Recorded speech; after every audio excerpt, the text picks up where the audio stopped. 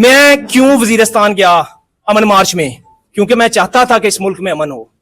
میں نے اپنے ساتھ کے طالب علموں کی، ان کے گھر والوں کی پریشانیاں، مشکلیں دیکھی ہیں. خاندانی لوگ تھے، در بدر ٹھوکریں کھائی انہوں نے، ہجرت کرنا پڑی ان کو. میں کیوں امن مارچ کا حصہ بنا؟ کیوں ڈرون حملوں کے خلاف آواز کا حصہ بنا؟ اس لیے بنا کہ میں دیکھتا تھا کہ میرے ملک کے حالات ٹھیک نہیں ہے اور میرا قائد عمران خان صاحب ٹھیک بات کر رہا ہے. وگرنہ طالب علم کو تو اپنی پڑھائی سے ہی فرصت نہیں ملتی اور دیگر کاموں سے ہی فرصت نہیں ملتی. اور یہ تو اچھی بات تھی کہ ہمیں ایک ایسا پلیٹ فارم ملا کہ ہم بجائے کسی غلط راہ پہ چلنے کے، ہم اس ملک کو سنوارنے کے لیے اس پلیٹ فارم کا حصہ بنے. 13-14 سال کی مسلسل سٹرگل ہے جناب علی. کوئی یہ ایک واقعہ نہیں ہے کہ انصاف اسٹوڈنٹ فیڈریشن نے کسی پہ حملہ کیا ہو، کسی ریاستی بلڈنگ پہ حملہ کیا ہو، کسی ریاستی ادارے پہ حملہ کیا ہو، کسی کا گھر توڑا ہو، کسی طالب علم کو تشدد کا نشانہ بنایا ہو، کسی سے بطہ وصول کیا ہو، یا کسی نے اپنا ذاتی فائدہ حاصل کیا ہو.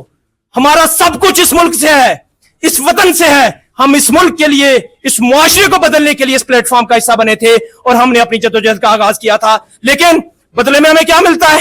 ظلم و جبر، فسادیت. ہمارے لوگوں کو اٹھایا جا رہا ہے، طلباء کو اٹھایا جا رہا ہے، طلباء کی آوازیں بند کرنے کی کوشش کی جا رہی ہے. حضور والا سن تو لے، کیا کہہ رہے ہیں؟ وہ کہہ رہے ہیں کہ مینڈیٹ واپس کرو. وہ کہہ رہے ہیں کہ قوم کا پاپولر لیڈر ہے، اس کو جیل سے نکالو. وہ اس ملک کی امید ہے، اس ملک کے نوجوانوں کے لیے امید ہے. وہ کہہ رہے ہیں، طالب علم کہہ رہا ہے کہ اس ملک میں آئین قانون کی بالادستی ہو، رول آف لا ہو. صرف ہمارے لیے، آئی ایس ایف کے لیے، پی ٹی آئی کے لیے یا پی ٹی آئی کے لوگوں کے لیے نہیں، پورے پاکستان کی 24 کروڑ عوام کے لیے. ہر فرد کو، اس دیش کے، اس ملک کے ہر فرد کو سینس آف سیکیورٹی ہو کہ میں بات کر رہا ہوں، آئین قانون کے دائرہ کار میں رہ کے بات کر رہا ہوں، مجھے اٹھایا نہیں جائے گا، مجھے بے گناہ مقدمات میں نہیں ڈالا جائے گا.